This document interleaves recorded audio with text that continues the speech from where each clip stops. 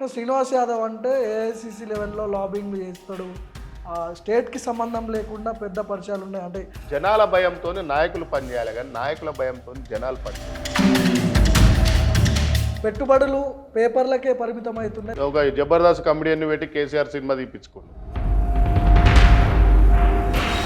100% రుణమాఫీ అయిందంటారా? బీబీ పార్టీలు రెండు, బీబీ అంటే బీబీ బ్రదర్స్, బీజేపీ బీఆర్ఎస్.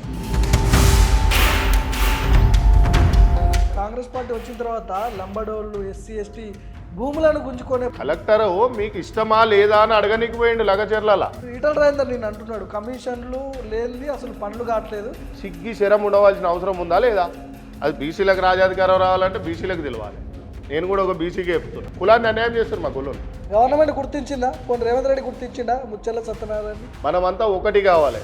100కి 85 కూటికి లేని వాళ్ళం కూడితే రాజ్యం అన్నాడే మాన్య అంబేద్కర్. ఒప్పుకుంటారా కాంగ్రెస్ పార్టీ బీసీలకి అన్యాయం చేస్తుంది? మందాకృష్ణ అన్న ఒక ఎస్సీ బిడ్డ ఉండి బీసీలకు అన్యాయం జరుగుతుందని 100% ఇట్లా చిట్కలేసి చెప్పిండు, లెక్కతో చెప్పిండు. లీడర్ ఉండి రెడ్డోళ్ళు గొప్ప వాళ్ళు అంటే ఎట్లా? ఆయన గెలిచి సీఎం అయినాక ఆయన తిట్టే రైట్ ఎక్కడిది మనకు?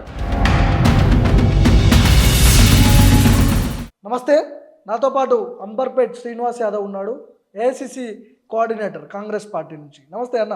హృదయపూర్వకంగా నమస్కారం, పాదాభి వందనాలు మీ విలేకరులకు. సంవత్సరం దాటిపోయింది కాంగ్రెస్ పార్టీ అధికారంలోకి వచ్చి.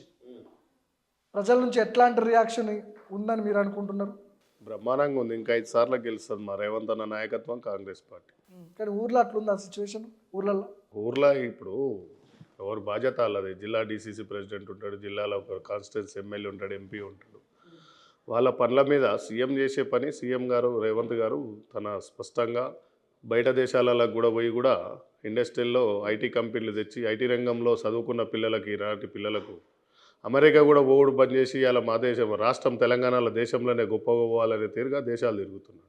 దావోస్ పోయింది కదా, అప్పుడు పెట్టుబడులు వచ్చినాయి అది ఇది అని చెప్పారు. ఇప్పుడు ఒక పిల్లని చూసి వచ్చినాం అనుకో మిత్రమా ఒక పిల్లని చూసి వచ్చినాం అనుకో పెళ్ళికి, ఓసారి చుట్టాలు పోయి చూసి వస్తారు, ఒకసారి అమ్మనాయన పోతారు, ఒకసారి అక్క చెల్లెలు పోతారు, ఒకసారి బొట్టు పెట్టుకుంటాం, ఒకసారి బాసింగాలు కడతాం. ఎంగేజ్మెంట్ అవుతుంది అంటే పూలు పనులు తెలంగాణలో, తర్వాత పెళ్ళి అవుతుంది. ఎన్నోసార్లు పోతేనే కంపెనీ ఓకే అవుతుంది. ఒకసారికి రానికి అదే ప్రెసిడెంట్ ఆఫ్ అంటే తెలంగాణలో అది భారతదేశంలో ఉన్న ప్రధానమంత్రి 100 సార్లు పోయిండు 100 దేశాలల్లో. అప్పుడే దేశానికి ఐటీ కంపెనీలు వచ్చినాయి. ప్రధానమంత్రి పోయినప్పుడు ఏమన్నా ఒక రాష్ట్ర సీఎం కదా, చిన్న వ్యక్తి కదా, రాష్ట్రానికి పెద్దోడే కానీ దేశంలో ప్రధాని తర్వాత వ్యక్తే కదా.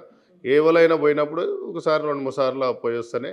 ఇప్పుడు నువ్వైనా నేనైనా ఒక మీడియా మిత్రునిగా నువ్వు ఎంత అనుభవం ఉన్నా ఛానల్ కాడికి ఇంటర్వ్యూకి 4 సార్లు అయితే పోవాలి నువ్వైనా. అట్లనే మేము కూడా పోయి అడుక్కుంటున్నాం. లాస్ట్ టైం మీరు అంబర్పేట నుంచి టికెట్ ఆశించారు అనుకుంటా.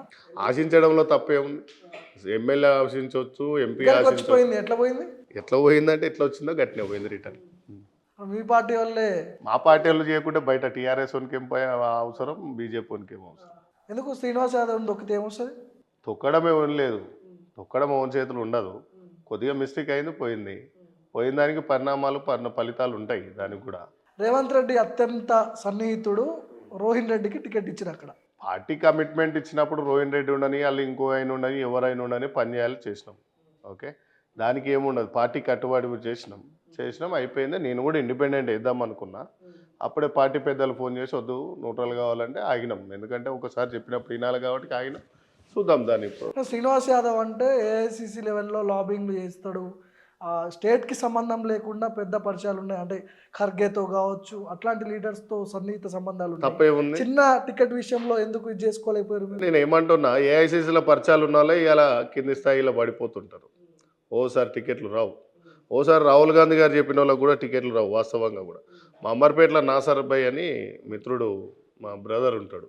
ఆయన ఏఐసిసి సిస్టంలో నాకంటే ముందు నుంచి ఉన్నాడు పాపం. వాస్తవంగా కూడా నాసర్ భాయ్ ఆయన కూడా 4 సార్లు టికెట్ ప్రయత్నిస్తారు, రాలే. ఏఐసిసిలోకి రావాలంటే మా కుసుల్ కుమార్ అన్నకి ఏం రాలే ఈరోజు.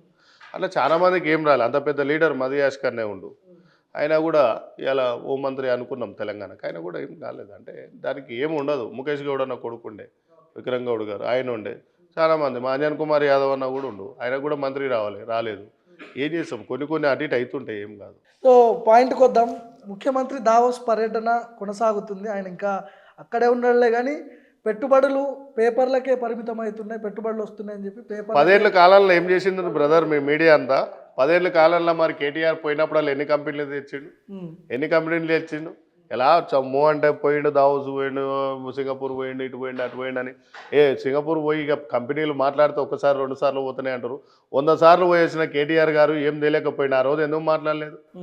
అంటే రేవంత్ అన్న పాపం అల్కగా దొరికిండా? మీలాంటి వాళ్ళకు సమాధానం చెప్పనీకి అయినా మీడియా మిత్రులకు జనాలకు కూడా ఒక సినిమా తీస్తున్నా, రేవంత్ అన్న బయోపిక్ అని చెప్పేసి ఒక సినిమా తీస్తున్నా. మీరు తీస్తున్నారు? ఎస్, నేనే తీస్తున్నా. నేనంటే డైరెక్టర్ వెంకటేష్ రెబ్బా. ఎందుకంటే ఒక కమెడియన్ని పెట్టి, ఒక జబర్దస్త్ కమెడియన్ని పెట్టి కేసీఆర్ సినిమా తీపించుకుండు. సో నువ్వు ఒక కమెడియన్ని పెట్టినప్పుడు నేను కాంగ్రెస్ కార్యకర్త కోసం మా రేవంత్ అన్నని ఎట్లా అవమానపరుస్తారు, ఎంత కష్టపడొచ్చారో, ఒక కింది జాతులకి కింది స్థాయి నుంచి వచ్చినటువంటి ఒక బిడ్డని మీరు అవమానిస్తారు. కాబట్టి మీరంటే మిత్రులు, మీ మీడియా కాదు. ఏం చెప్పదలుచుకుంటారు ఆ సినిమా? అంటే 100% ఎంత కష్టపడ్డాడు, ఏం చేస్తాడు, అది చేద్దాం అనుకునే లోపు 4 అబద్ధాలు చెప్తున్నారు బీఆర్ఎస్ వాళ్ళు. సోషల్ మీడియాలో దుబాయ్లో అడ్డబెట్టుకొని ఇక్కడి నుంచి మొత్తం రన్ చేసుకుంటా అబద్ధాన్ని నిజంగా చెప్తారు. ఏం చేశారు బీఆర్ఎస్? ఎందుకు డిఫెండ్ చేసుకోలేకపోతారు బీఆర్ఎస్ సోషల్ మీడియా అని? కాంగ్రెస్ ఎందుకు? మేము పనులు చేయాలనుకుంటాం, అబద్ధాలు చెప్పాలనుకుంటలేము. సోషల్ మీడియాలలో అబద్ధాలు చెప్పేటోడు వేరే ఉంటాడు, వాళ్ళే బీఆర్ఎస్ వాళ్ళు అనుకుంటా. బీజేపీలో బీఆర్ఎస్ వాళ్ళు మనకు అనవసరం. ఎందుకంటే మేము నిజాలు చెప్పేటోళ్ళం కూడా ఉన్నాం పార్టీలో, కంపల్సరీ కూడా ఉన్నాం. నాలాంటి వాళ్ళం టికెట్ రాకున్నా ఇంకోటి రాకున్నా కాంగ్రెస్ పార్టీని అయితే కింద వాడనీయం చేయడానికి. ఎంతమంది వచ్చిపోయినా సీఎంలో వస్తుంటారు, పీఎంలో వస్తుంటారు, పోతుంటారు, కానీ కాంగ్రెస్ జెండాను మాత్రం బలంగా గుండెల మీద అతుకుంటాం. పదవే రావాలని కాదు, పదవి వచ్చినంత వరకు ఓపిక పడతాం. రాకున్నా కూడా దాన్ని గెలిచి కూడా మళ్ళీ వస్తాం. ఊర్లలో పోయి మైక్ పెట్టి మాట్లాడిపిస్తుంటే ఏమో మీరంతా బీఆర్ఎస్ వాళ్ళని అడుగుతున్నారేమో, కాంగ్రెస్ వాళ్ళని. మీరు బీఆర్ఎస్ బీజేపీ వాళ్ళని అడుగుతారేమో. జనరల్ పబ్లిక్ అడగాలి కదా, మాట్లాడేది పబ్లిక్ ఏడ మాట్లాడు. కండవలు వేసుకోరు ఎవరు. ఇప్పుడు నేను కండవ వేసిన, కండవ తీసేసే శ్రీనివాస్ యాదవ్ కాంగ్రెస్ పార్టీ అని ఏమైనా ఊర్లో గుర్తుపడతావా?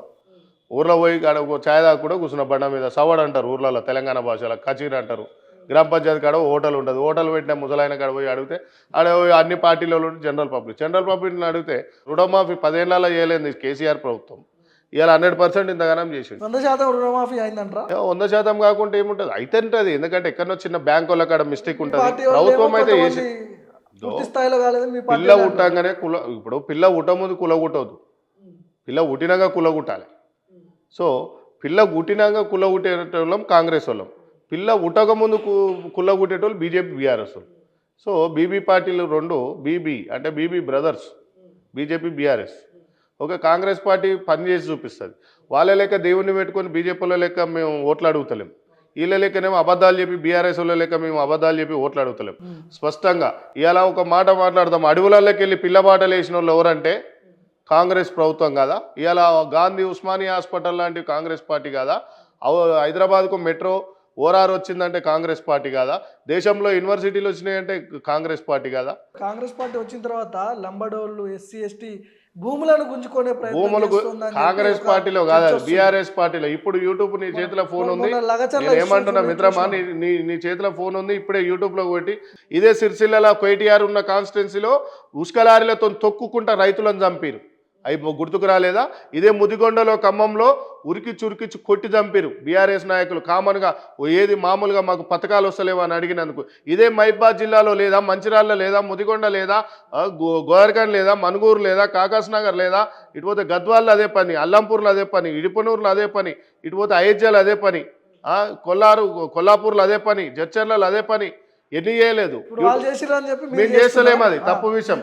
ఇప్పుడు నువ్వు చెప్పినావు ఎక్కడ మహబూబ్నగర్లో ఇప్పుడు ఉమ్మడి సీఎం జిల్లాలో పంచాయతీ అయిందని.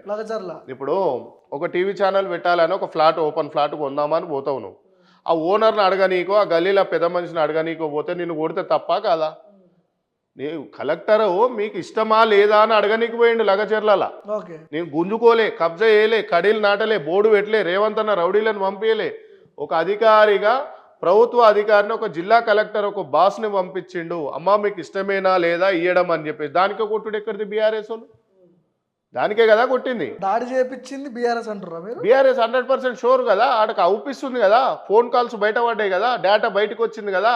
ప్రతిదీ పాపం రేవంత్ అన్న కాంగ్రెస్ గవర్నమెంట్ ఇరవై వచ్చి సంవత్సరం కూడా కాదు, ఇంకా పిల్ల కూడా ఊట్లో ఒకటే లొల్లి పెడుతుంది. 2 ఏళ్ళు అధికారానికి దూరంగా ఉండి సడన్ గా అధికారం వచ్చిన తర్వాత బాగా దాహం మీద ఉన్నారు. ఎక్కడో అక్కడ కమిషన్లు, దందాలు, ఇవన్నీ వాస్తవాలు కాదా? Congress party ruling party BRS ఉన్నప్పుడు కూడా ఇదే స్పీడ్గా పనిచేయమని చెప్పినాం. ఇప్పుడు మేము పని చేస్తుంటే వాళ్ళు తట్టుకోలేక అబద్ధాన్ని నిజాన్ని ఒక అబద్ధంగా చేసి చూపిస్తాం. ఈటల రాజేందర్ నేను అంటున్నాడు కమిషన్లు లేనిది అసలు పనులు కావట్లేదు. ఇప్పుడు నేను ఒకటి చెప్తా మిత్రమా, మొత్తం కమిషన్లు నేను తీసుకుంటారు నేను అని ఒకటి చెప్పి చెప్తా అంటున్నాడు ఈటల. నేను ఒకటి చెప్తా బీఆర్ఎస్ పార్టీలకు వెళ్ళి ఎందుకు వెళ్ళిపోయింది ఈటల రాజేందర్ అన్న? ఉమ్, మీకు మీ వియాంకునికి కేసీఆర్ మధ్యలో ఏదో ఒప్పందం కాలేదు, వెళ్ళిపోయినావు. ఉమ్, ఆయన పొమ్మన లేక పోగబెట్టిండు, నువ్వు పోయినావు. తర్వాత బీజేపీని తిట్టినావు. బీఆర్ఎస్లు ఉన్నప్పుడు నీకు అవుపియలేదా ఎస్సీ ఎస్టీ బీసీల అన్యాయాలు?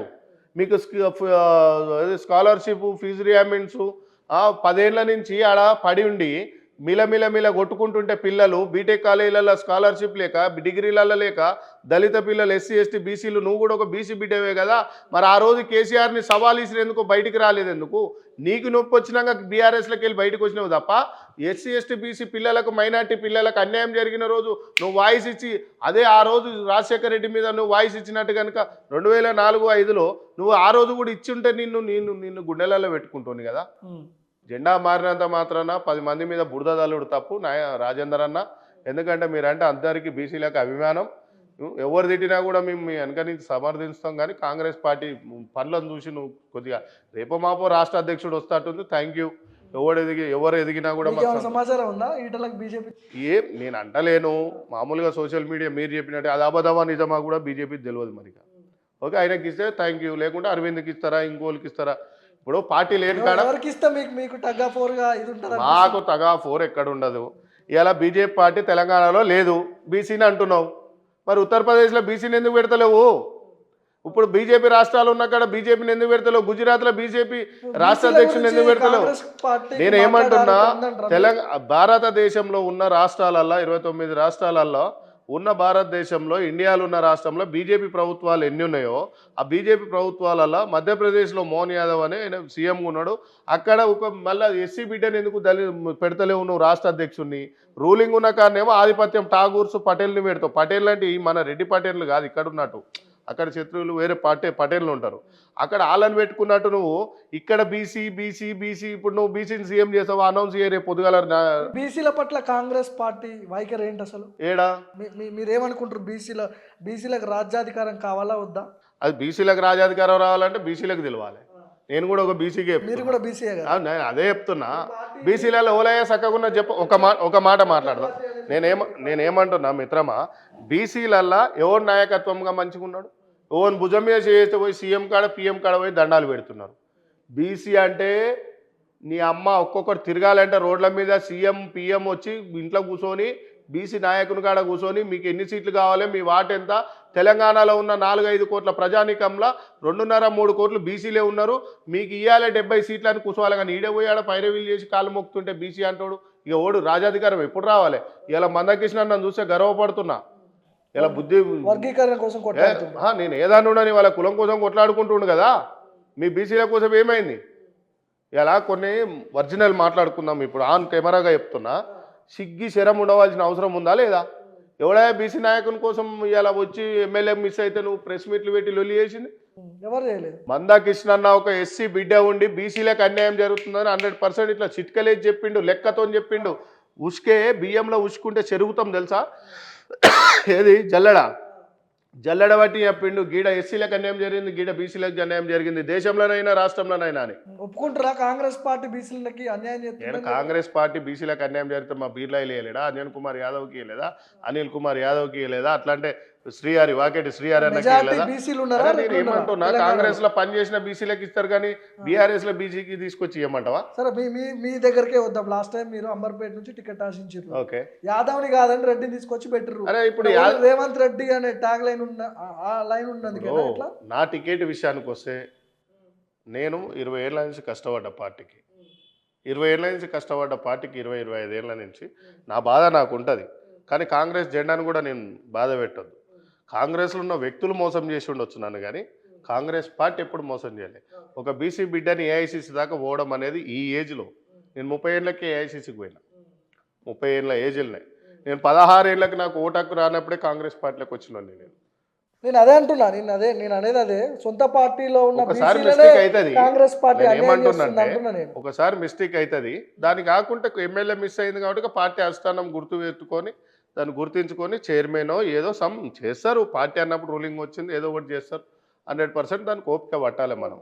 సో ఈ 4 ఏళ్ళేనా కాంగ్రెస్ తెలంగాణలో, తర్వాత ఉండదంట? 5 సార్లు వస్తుందని చెప్పినా కదా నీకు ఆల్రెడీ. రేవంత్ అన్న సినిమాతోనే అందరికీ నిజాలు తెలుస్తాయి. నిజాలు తెలిసిన రోజు అరే గిదా వాస్తవం అని చెప్పేసి, ఎందుకంటే సోషల్ మీడియాలో కరెక్ట్గా సరిపోతలేదు. ఆయన బయోపిక్ ద్వారా రేవంత్ అన్న నిజాన్ని బయట పబ్లిక్ చూపిస్తారు రేవంత్ పబ్లిక్ 100% ప్యాన్ ఇండియా దేశం మొత్తం చూపిస్తాం. రేవంత్ అన్న బయోపిక్ తీసి, రేవంత్ అన్న మూవీ తీసి, ఆ మూవీలో నేను ఇప్పుడు నీకు తెచ్చి చూపిస్తా, అది కూడా తయారు చేసిన. రేవంత్ అన్న మీద చేసి దేశం మొత్తం ప్యాన్ ఇండియా, ఇలా మమ్మూటి ఉంటారు, అమితాబ్ బచ్చన్ ఉంటాడు, అజయ్ దేవన్ ఉంటాడు, షారూఖ్ ఖాన్ ఉంటాడు, మన కట్టప్ప బాహుబలి ఉన్న రాష్ట్రానికి ఒక పెద్ద హీరోలను తీసుకొని ప్యాన్ ఇండియా క్లాప్ కొట్టేదేమో ప్రియాంక గాంధీ. ఆడియో రిలీజ్ ఫంక్షన్కు, సినిమా మూవీ రిలీజ్ ఫంక్షన్కు రాహుల్ గాంధీకి ఢిల్లీలో సెమినార్లో పెడతాం. ఓకే. అది మేము ఒక రాష్ట్రానికి ఒక ఎమ్మెల్యేతోని ఢిల్లీలో రాహుల్ యాదవ్ అని చెప్పేసి దేవేందర్ యాదవ్ పిసిసి వాళ్ళ తమ్ముడు బ్రదరు, మేము అందరం కలిసి తమిళనాడు ఒక ఎమ్మెల్యే, కర్ణాటక ఒక ఎమ్మెల్యే, ఒక 5-6 మంది ఎమ్మెల్యేలను కలిసి రేవంత్ అన్న బయోపిక్ సినిమా తీస్తున్నాం. దేశం మొత్తంలో 6 రాష్ట్రాల నుంచి మేము అందరం కలిసి నిర్ణయించుకొని ఆల్రెడీ డేట్లు కూడా దొరికినాయి. ఇలా హీరోలవి కూడా డేట్లు దొరికినాయి, అయిపోయింది. ఇంకొక నెల 15 రోజులలో స్టార్ట్ అయిపోతుంది సినిమా. ఇప్పుడు మీరు గతంలో అసెంబ్లీ ఎన్నికల టైంలో ఫోన్ ట్యాపింగ్ అన్నారు, కాళేశ్వరం అన్నారు, 1,00,000 కోట్లు కక్కిస్తామన్నారు. ఇవన్నీ ఎక్కడికి పోయినా అడుగుతారు పబ్లిక్. అదే దాని విషయంలోనే ఈడీకి పోతుండగా కేటీఆర్ని పిలుస్తారు కదా ఒక్కొక్కరిని. ఇప్పుడు మాటలేనా అంతా, చేతలు ఏం కనిపిస్తలేదు. చేతలే జరుగుతున్నాయి కదా. మొన్న అబద్ధాలు నిజమో అబద్ధాలో పోయి కవిత గారిని కూడా, ఆమెను కూడా లోపలేసారు. కేటీఆర్ని కూడా ఇప్పుడు దాన్ని అధికారంగా డైరెక్ట్ వీళ్ళ లెక్క పోయి రేవంత్ అన్న డోర్లు వలగొట్టినట్టు పోయి పలగొట్టి మేము దౌర్జన్యం చేయం. ఏమో ఎక్కడో కాంప్రమైజ్ అయినట్టు తెలుస్తుంది. కాంప్రమైజ్ అయితే మరి ఈడీకి ఎందుకు పిలుస్తారు, ఆఫీసర్లు ఎందుకు పిలుస్తారు కేటీఆర్ని? ఇవన్నీ భూకప్ప మాటలు, ఎందుకు భోగప్ప మాటలు ఇవన్నీ. ఎందుకంటే రేవంత్ అన్న స్పష్టంగా ఉండు, అన్యాయం చేసిన వాళ్ళ మీద 100% దానికి దాని పని దాన్ని చేసుకోవేటట్టుగానే. ధరణిలో 1,000 కోట్ల భూములు కొల్లగొట్టరు అది ఇది అని చెప్పి మాట్లాడారు గతంలో. రేవంత్ రెడ్డి మాట్లాడాడు. సో భూమాతగా పేరు మార్చారు, అది వేరే సబ్జెక్టు. దాంట్లో బాధ్యులైన వారిని ఎందుకు, పెద్ద కేసు కదా ఇది, చిన్న 55 కోట్ల చుట్టూ ఎందుకు తిప్పుతురు ఫార్ములా ఈ రేస్ అని చెప్పి? ఇప్పుడు మాకు తెలిసిన సమాచారంతో మేము ముందడుగు పోతున్నాం. నీ దగ్గర ఏమైనా డేటా ఉంటాయి దాని మీద కూడా, గవర్నమెంట్ దగ్గర ఉండాలి కదా లెక్కలు. నేను ఏమంటున్నా, మీడియా దగ్గర ఉన్న డేటా మా ప్రభుత్వం దగ్గర, ఏ ప్రభుత్వం మా not only Congress, BRS BJP కాడ కూడా సలహాదారులు ఉన్నా కూడా దానికంటే పెద్ద మైండ్ కాబట్టి ఆలోచించే ఆర్టికల్స్ రాసేది మీడియా మిత్రులు. మీ దగ్గర ఏమన్నా ఉంటే మా సీఎం గారికి తీసుకుపోయి అన్న గిది తప్పు గిది రైటు, మీకు కూడా గిదే తెలిసినట్టుంది, మా మిత్రుడు మైక్ టీవీ మిత్రుడు జర్నలిస్ట్ వచ్చి ఇచ్చాడు. గతంలో మీ మీ ముఖ్యమంత్రిని బెడ్రూమ్ లోకి వచ్చి ఎత్తుకపోయారు కదా. అదే చెప్తున్నా, మేము ఆ దౌర్జన్యాలు ఏదలుచుకోలే. పౌరుషం మేము వ్యక్తిగత పౌరుషం ఓమో, పార్టీకి అన్యాయము, జనాలకు అన్యాయం చేసి ప్రభుత్వంలో మోసం చేసిన వాళ్ళని ఆ రూల్ ప్రకారంగానే అధికారులను పంపించి అరెస్ట్ చేపిస్తున్నాం. ఇక్కడ అరెస్టు పోలీస్ అధికారులతోనో లేకుంటే అక్కడ ఉన్న డిపార్ట్మెంట్ అధికారులతోనే ముందర తీస్తున్నాం ఈడీ కేసులలో. కానీ మేము ఎక్కడ కూడా నన్ను అరెస్ట్ చేసిండని పక్క మా ఎమ్మెల్యే మీద కక్ష తీసుకోను కదా. దానికి ఒక చట్టం ఉంటుంది, చట్టానికి ఎవరు చుట్టం కాదని డైరెక్ట్గా ఈ పుష్ప సినిమా విషయంలోనే చెప్పిండు రేవంత్ అన్న. ఫిలిం స్టార్స్ని కూడా రేవంత్ రెడ్డి బ్లాక్మెయిల్ చేసిన ఆరోపణలు ఉన్నాయి. బ్లాక్మెయిల్ మీరు ఎవిడెన్స్ ఉందా? ఎందుకు ఇప్పుడు ఎవడు అనేది దాని మీద ఉంటుంది. పాప నిజంగా మీకు తెలియదు రేవంత్ అన్న ఉన్నారు ఫిలిం స్టార్స్. రేవంత్ అన్న దగ్గరికి పోతే చాలా మంచి మనసత్వం అవుపిస్తుంది. మీరు ఆయన దూరం నుంచి చూస్తారు కానీ ఆయనతో ఒక 5 నిమిషాలు మాట్లాడురి. చాలా చిన్నపిల్లల మనసత్వం మంచిగా ఉంటుంది. ఎవరినైనా చెప్తామి బాగున్నావా అంటాడు. దూరం నుంచి చాలా మంది బ్లేమ్ చేయడం వల్ల పోతలేరు, అంతేగాని ఆయన దగ్గర పోయి ఆ క్యాబిన్లో కొంతమంది పిఏలది, ఆయన పిఏలది తప్పు ఉన్నది. ఇప్పుడు 10 ఏళ్ళు పట్టింది వాళ్ళ మీద వ్యతిరేకత రావడానికి బీఆర్ఎస్ మీద. ఇక్కడ సంవత్సరంలోనే ఇంత పెద్ద ఎత్తున. ఇప్పుడు మైక్ టీవీ జర్నలిస్ట్ అంట దాదు స్వీట్ ఇవ్వకుంటే కేసు రాస్తా అని చెప్పిండంట, ఏది హిమాయత్ నగర్లో. నిజమేనా అది? ఆధారాలు కావాలి కదా. మరి దీనికి కూడా ఆధారాలు కావాలి కదా. రేవంత్ అన్న బ్లాక్మెయిల్ చేస్తుండనేది. సో అట్లనే హైడ్రా ఎందుకు స్టార్ట్ చేసిర్రు, ఎందుకు స్టాప్ చేసిర్రు? ఏది ఆపిర్రు, కొద్దిగా బ్రేక్ వచ్చినట్టుంది హైడ్రాకి.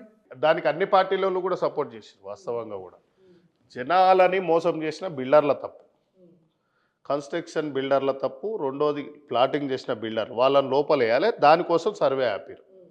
ఈ లేఅవుట్ చేసినోడు ఒకడు, ఈ పట్టదారి ఒకడు, ఈ పట్టదారి కాంచి కొనుగోలు చేసినోడు, అసంటి ల్యాండ్ని కబ్జా చేసినోడు. హైడ్రా దీన్ని కొట్టమని కేసీఆర్ వీడియో ఉంటుంది, నువ్వు యూట్యూబ్లో కూడా గతంలో మాట్లాడాడు. ఓకే, కొట్టాలని. మరి ఆయన ఎందుకు కొట్టలేదు? మేమన్నా డేర్ చేసి కొడుతున్నాం. అది మరి ఫాతిమా కాలేజ్ ఎందుకు కూల్చలేరు? ఏ ఓవైసీ ఫాతిమా? బ్రదర్స్ సంబంధించిన ఇప్పుడు ఫాతిమా అసలు వాళ్ళ కాలేజ్ జోలికే పోతలేరు కదా. ఫాతిమా ఎంఐఎం కాలేజ్ వాళ్ళ జోలికి ఫాతిమా పోవాలంటే కాలేజ్ భయం ఒకటి కాదు, అవంతి కాలేజ్ ఉంది, బ్రిలియంట్ కాలేజ్ ఉంది, దాని పక్కకు నారాయణ కాలేజీలు ఉన్నాయి, శ్రీ చైతన్య కాలేజీలు ఉన్నాయి. ఈ అన్నిటి మీద సర్వే తీసుకున్నాం. అడవులు కొట్టడం వల్ల ఇవాళ రేపు స్టీలు సిమెంట్ రేటు కూడా పెరిగింది. ఇక వద్దులే, ఇప్పుడు కోర్టు తీర్పు ఇచ్చింది, దాని మీద కూడా కోర్టే తీర్పిచ్చింది ఏమో కొట్టాలని చెప్పేసి. దాన్ని మళ్ళీ వెనకకి తీసుకొని ఏంటంటే దాని సర్వే ప్రకారంగా జనాల కాడికి పోయి, అమ్మ ఇగో మీ తప్పు జోన్లో ఉంది, ఎవడో మీకు బిల్డర్ అమ్మినోడు, వాడిని పట్టుకొని రారి అని చెప్పి ప్రభుత్వం కూడా దానికి బదులు డబుల్ బెడ్రూమ్ ఇచ్చి వాళ్ళకి వసతులు కల్పించి దాని తర్వాత పేదల ఇండ్లే టార్గెట్ గా కూలగొడుతుందని చెప్పి బీఆర్ఎస్ వర్షన్. ఇక్కడ బీఆర్ఎస్ వర్షన్, బీజేపీ వర్షన్ మాట్లాడను, ప్రజల వర్షమే మాట్లాడతాం, వర్షనే మాట్లాడతాను. ప్రధాన ప్రతిపక్షం అని ఎవరు చెప్పుకుంటున్నారు. ప్రధాన ప్రతిపక్షం? మిమ్మల్ని ప్రశ్నించే హక్కు లేదా వాళ్ళకి? ప్రధాన ప్రతిపక్షం అయితే మీ 10 మంది ఎమ్మెల్యేలు ఎందుకు వచ్చారు? మీ పనితీరు బాగాలేక తీసుకుర్రు కదా మీరైతే. వాళ్ళేమో మేము తీసుకోలే, గతంలో వాళ్ళ కేసీఆర్ లెక్క చేసిన తప్పే మీరు కూడా వాళ్ళ చేస్తున్నారు లెక్క కదా. మేము తీసుకోలే. రేవంత్ ప్రభుత్వంలో కాంగ్రెస్ పాలన బాగుందని ప్రెస్ మీట్లు పెట్టి వచ్చిన వాళ్ళే ఇల్లంతా. పోచారం శ్రీనివాసరెడ్డి అంత పెద్ద వ్యక్తి, వాస్తవంగా కూడా ఆయన స్పీకర్ చేసిన వ్యక్తి, ఆయనకు నేమ్ ఉన్న వ్యక్తి. ఆయన కూడా కేసీఆర్ పాలన బాగలేదు, మా ఒక రేవంత్ సర్కార్ అంటే మా కాంగ్రెస్ సర్కార్ పాలన బాగుందని వచ్చాడు. అంటే ఆయనకి ఇంతో అంతో తెలివి ఉంది. ఇళ్ళ లెక్క ఇటు అటు పోయేటోళ్ళు ఉంటారు, కానీ అట్లాంటి పెద్ద వ్యక్తులు కూడా వచ్చారు. మొత్తానికి ఇప్పుడు జరుగుతున్న పాలిటిక్స్ ఇవన్నీ చూస్తుంటే, అంటే గతంలో 10 ఏళ్ళు కేసీఆర్ పార్టీ లీడర్లని కాంగ్రెస్, బీఆర్ఎస్, బీజేపీ పక్కకు పెడదాం మిత్రం. ఒక్కటి సవాల్ ఇస్తున్నా, ఇవాళ మోసం చేసిన పార్టీని రేపు నువ్వెందుకు గుర్తిస్తున్నావు జనాలని అడుగుతున్నా నేను. బీఆర్ఎస్ మంచిది కాదని చెప్పేసి ఒడగొట్టినావు. నువ్వు ఇంకో కొత్త పార్టీని వెతుక్కో, ప్రాంతీయ పార్టీలు ఉన్నాయి. కాంగ్రెస్ రేపు మోసం చేసింది అనుకో ప్రజలకు. నువ్వు ఇప్పుడు తమిళనాడులో ఒక సిస్టమ్ ఉంటుంది, ఈసారి గెలిపించిన వాళ్ళని మళ్ళీసారి గెలిపారు. ఆంధ్రాలో కూడా అదే సిస్టమ్. 14లో బాబు, 18, 19లో జగన్, మళ్ళీ ఇప్పుడు బాబు. జనాల భయంతో నాయకులు పనిచేయాలి, కానీ నాయకుల భయంతో జనాలు పనిచేయరు. మీరు అన్న లెక్క ప్రకారం అయితే కాంగ్రెస్ గెలవడం కష్టం కదా మరి. ఎప్పుడు అది తప్పు వ్యక్తిగతం ఎమ్మెల్యే మీద ఉంటుంది. కాంగ్రెస్ పార్టీ గెలవాలన్నా ఓడాలా అనేది నువ్వు చేసే ఎమ్మెల్యే మీద ఉంటుంది, సీఎం రిలీజ్ చేసిన పనుల మీద ఉంటుంది. సీఎం స్పష్టంగా డేర్ చేసి మొదటి ప్రభుత్వంలోనే మాటలు నిలబెట్టుకొని రుణమాఫీ చేయడం అనేది గట్స్ ఉండాలి. అప్పులలో కూడుకోపోయింది. గవర్నమెంట్ తలుచుకుంటే డబ్బులు పెద్ద ఇష్యూ అంటారా? పైసలు ఎట్లయినా వస్తాయి కదా. ఎట్లా వస్తాయి? అరే ట్యాక్స్లు ఉంటాయి, అవి ఉంటాయి, వేరే ఎన్ని వేల కోట్లు. ఇవన్నీ నేనే యాంకర్, నువ్వే లీడర్, నిన్నే ఇంటర్వ్యూ చేస్తా. ఇప్పుడు ప్రభుత్వం ఇన్కమ్ ఎంత? పైసలు లేవంటారు కదా. ప్రభుత్వం ఇన్కమ్ ఎంత నెలకు?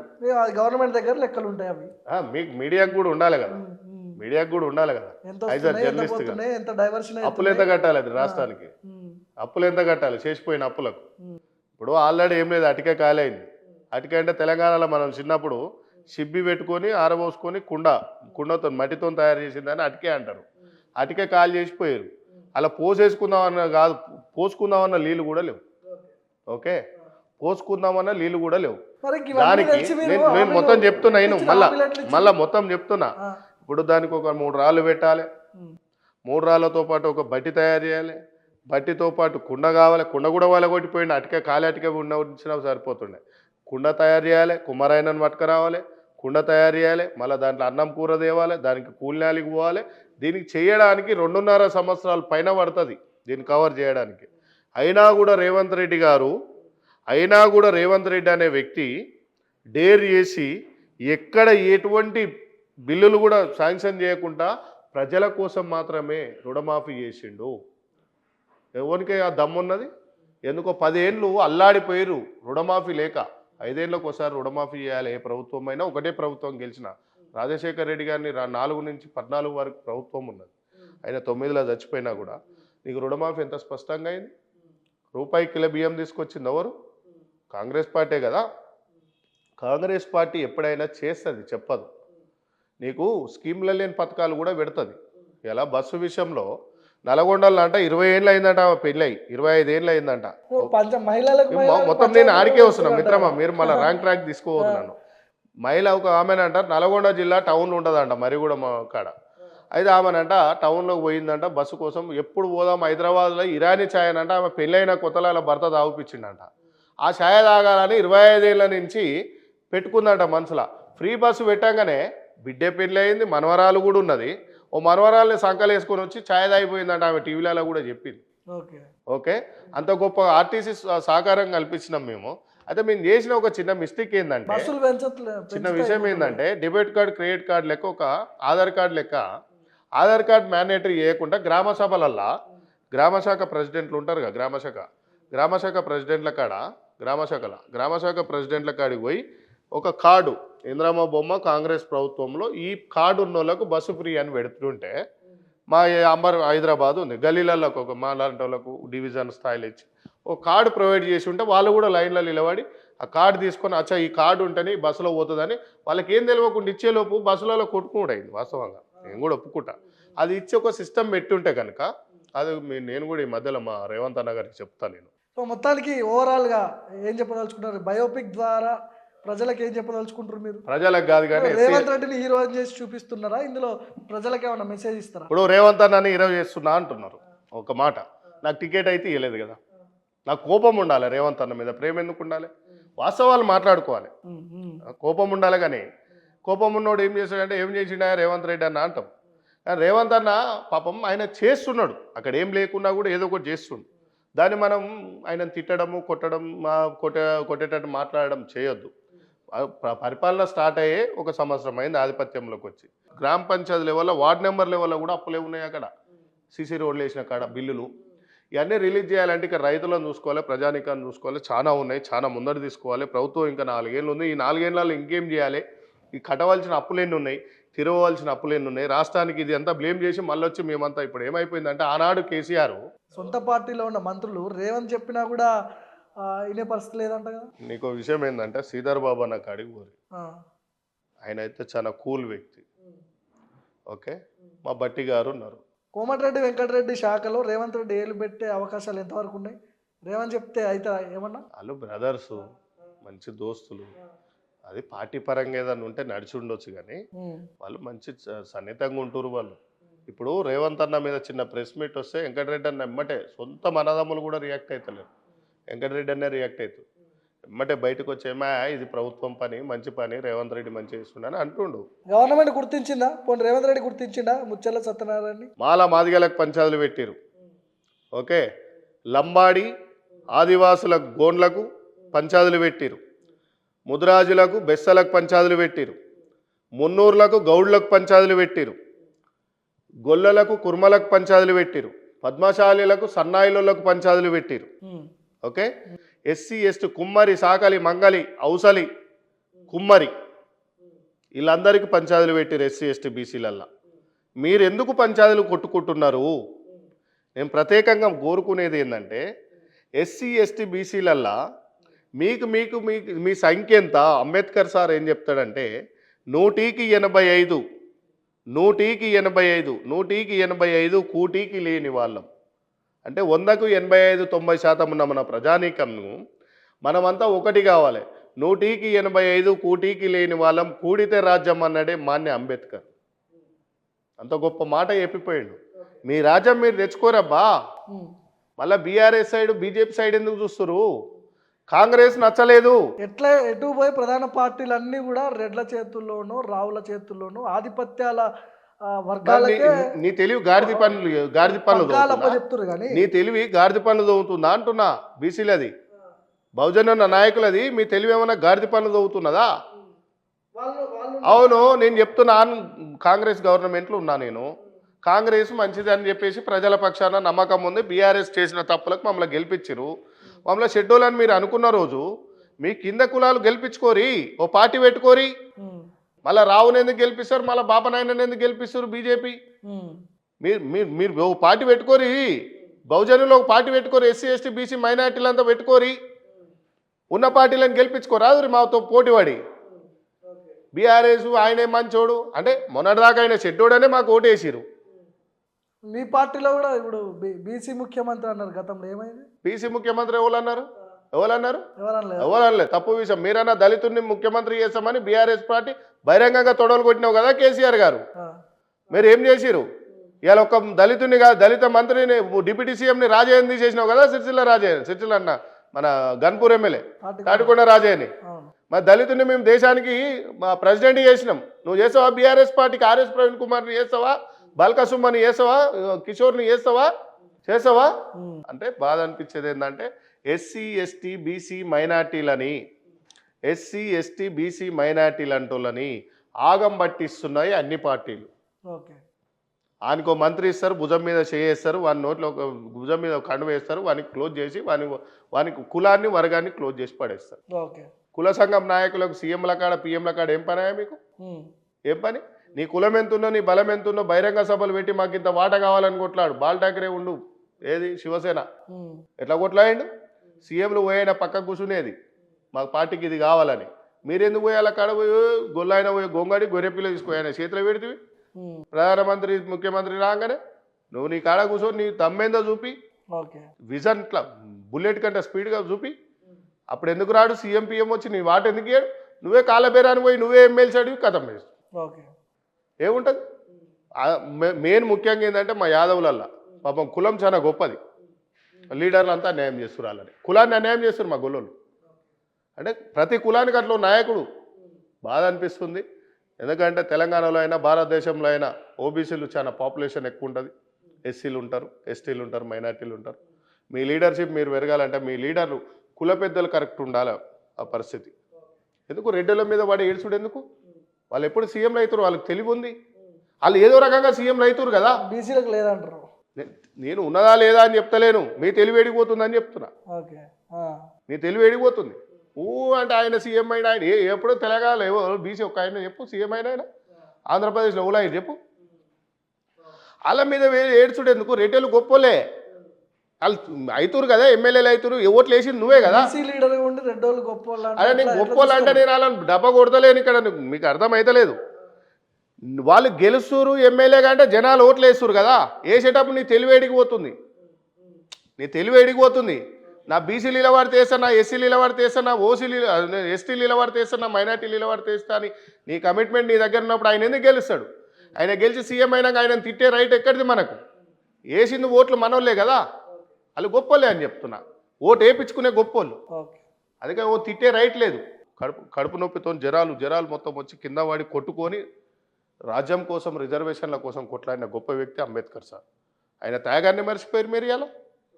ఇలా సావిత్రిబాయి పూలే మీద పెండలీళ్ళు చల్లిరు, పెండగొట్టిరు.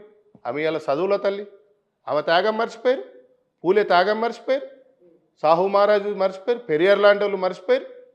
వచ్చి ఇలా ఆయన సీఎం అవుతాడు. మరి ఏం చేస్తాడు? మీ తెలుగులని గాడిద పనులు తోవినప్పుడు బరాబర్ సీఎంలు వేరేటోళ్ళే అవుతాడు. Thank you. నమస్తే.